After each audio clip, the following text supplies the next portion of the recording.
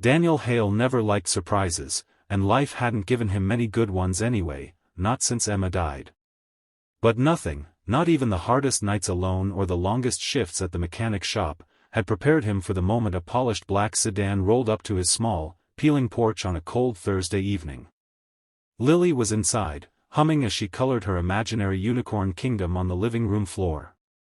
Daniel wiped the engine grease off his hands on an old towel and stared as the car door opened.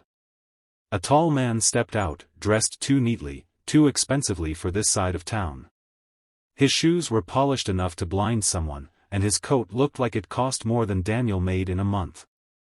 The stranger lifted a leather briefcase and walked toward him with the stiff confidence of someone who never heard the word struggle in his life. "Mr. Hale?" he asked. Daniel nodded slowly. "I'm Thomas Reeve. I'm an attorney." Daniel stiffened immediately. Lawyers never brought anything good. "What do you want?" Thomas extended a sealed envelope embossed with a silver crest. "This was instructed to be delivered to you." Daniel didn't take it. His heart thudded hard. "Instructed by who?" Thomas looked at him with unreadable eyes. "Your wife." Those words hit Daniel's chest like a hammer. His voice cracked. "My wife is dead." Thomas nodded gently. "She left this for you before she passed. And she gave very specific instructions about when you should receive it." Daniel felt the porch tilt beneath him.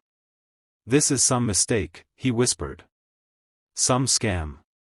"I assure you, Mr. Hale, it isn't." Lily pushed the door open a little, her tiny face peeking out. "Daddy? Who's that?" Daniel forced a smile. "Go back inside, sweetheart. I'll be right there." When she disappeared, the smile fell instantly. He snatched the envelope, ripped it open with shaking fingers, and pulled out a legal document with Emma's name, her handwriting, her signature, fresh as if she had just written it yesterday. That was impossible. She'd been gone 2 years. Gone in what doctors said was a sudden heart complication. Gone before he could even say goodbye. "What is this?" Daniel demanded, his voice trembling. Thomas didn't answer. "Read it." Daniel tried, but the words blurred as soon as he reached the line stating Emma had filed this with Thomas 8 days before her death. 8 days. His stomach twisted painfully. Emma had never mentioned seeing a lawyer, never hinted she was afraid, never said anything was wrong. They were supposed to have been in it together, marriage, parenthood, struggles, joy, all of it. So why had she done this secretly? Why would she hide this from me? Daniel whispered, feeling ice crawl under his skin. Thomas cleared his throat. Because she believed someone around her could not be trusted. Who? Daniel asked immediately. Who was she scared of? The lawyer exhaled slowly, almost regretfully. I am only allowed to reveal more once you agree to a meeting she scheduled. Daniel's eyebrows shot up. A meeting? With who? She's dead. Thomas hesitated before speaking again. With the person she believed would try to take your daughter if anything happened to her. Daniel felt the world collapse. Take Lily? Why would anyone? But the lawyer cut him off softly. Your wife knew something that put her in danger. And she feared Lily would be used as leverage. A cold wave of panic smothered Daniel. Someone had threatened Emma. Someone had wanted something from her. Something that could be tied to Lily. His throat felt tight. Who? He asked again. This time, the lawyer answered. When Daniel heard the name, he staggered backward, gripping the porch railing to keep himself from falling. It was someone he never expected. Someone who had held Lily as a baby. Someone who sat at their kitchen table during holidays. Someone who cried at Emma's funeral. And someone Daniel believed loved them. His voice was a broken whisper. That's impossible. Thomas's eyes softened. I'm sorry, Mr. Hale. But your wife trusted me with the truth. And now it's time for you to hear the rest. Daniel grabbed his coat, locked the house, kissed Lily's forehead as she colored, and murmured, "I'll be back soon, baby." He didn't know where he was going, or what nightmare Emma had left behind, but he knew one thing with absolute certainty. He was done being afraid. Whoever wanted to take his daughter was about to face a father who had nothing left to lose. Part 2. The drive to the city felt like moving through fog, no sound, no sense of time, only the beating of his heart thundering in his ears. Thomas led him into a tall glass building, the kind Daniel had always walked past without ever imagining he'd enter. They rode the elevator in silence. When the doors opened, Daniel expected an office, maybe other lawyers, maybe more documents. But instead, they stepped into a dimly lit room with a single desk and a metal lockbox sitting on it. Thomas gestured toward it. "Your wife left this behind." Daniel's legs felt strangely heavy as he walked to the desk. His fingers trembled when he touched the cold metal surface of the lockbox. "What's inside?"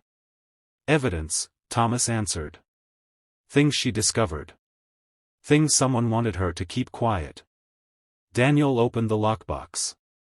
Inside were photographs of financial statements, hospital records, confidential reports, and at the very bottom, a small black voice recorder. His lungs forgot how to work. He picked it up and pressed play. And then he heard her. Emma. His wife. Alive in the tiny machine. Her voice shaking, terrified, yet steady with determination. "Daniel, if you're hearing this, it means something has happened to me."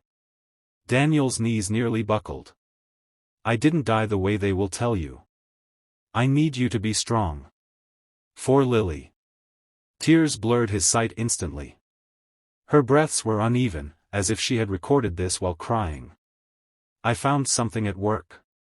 Something big. Someone has been stealing from the Children's Medical Trust Fund. Millions. Money meant for the sickest kids." Daniel covered his mouth in horror. "I confronted the person responsible.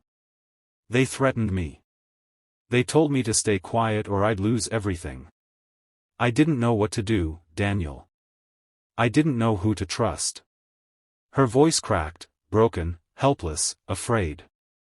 "I didn't want to tell you because I thought if you didn't know, you'd be safe. But if anything happens to me, please, please protect Lily. They will look for the evidence. They might try to take her." The recording stopped abruptly. Daniel dropped the device, shaking violently. "Who was she talking about?" he whispered. Thomas swallowed. "You already know." The door behind them creaked open. And Daniel knew before he even turned around. Richard. Emma's older brother. Charming, successful, well-respected businessman. The man who always brought expensive gifts for Lily. The man who had cried at Emma's graveside and whispered, "I'll take care of you both." There he stood, hands in his pockets, face calm, but eyes icy with arrogance. "You just couldn't leave well enough alone, could you?" Richard said, stepping inside. Daniel felt rage claw up his throat. "You did this. You killed her." Richard sked softly. "She shouldn't have stuck her nose where it didn't belong. She exposed you." Daniel shouted. "Those funds were for children, for the hospital, for profit," Richard corrected coldly. "For investments. For the future. You think those parents would know? You think they could fight me?" Daniel lunged forward, but Thomas caught his arm. "Not now," he whispered. Richard smirked. "I warned her. I told her to stay quiet. But she didn't listen. And now you're making the same mistake." He took a step closer, lowering his voice.